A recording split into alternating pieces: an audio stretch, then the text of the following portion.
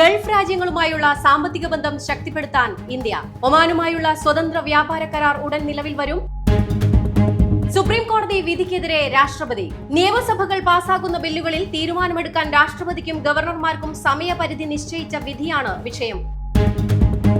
Dubai രാജ്യാന്തര വിമാനത്താവളം അടച്ചുപൂട്ടുന്നു. പുതിയ അൽ മക്തൂം രാജ്യാന്തര വിമാനത്താവളത്തിന്റെ ആദ്യഘട്ടം പൂർത്തിയാകുന്നതോടെയാണ് രാജ്യാന്തര വിമാനത്താവളം അടച്ചുപൂട്ടുന്നത്. മുത്തൂറ്റ് ഫിനാൻസിന് റെക്കോർഡ് ലാഭം. നാലാം പാദത്തിൽ മുത്തൂറ്റ് ഫിനാൻസിന്റെ സംയോജിത ലാഭം 22% വർദ്ധിച്ച് 1444 കോടിയായി. ഗ്രൂപ്പിന്റെ സംയോജിത ആസ്തി 5352 കോടി രൂപയായി.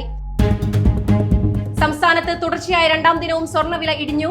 ഇന്ന് ഗ്രാമിന് 195 രൂപയും പവന് 1560 രൂപയുമാണ് കുറഞ്ഞത്. ഗ്രാമിന് 8610 രൂപയും പവന് 68,880 രൂപയുമാണ് ഇന്നത്തെ വില.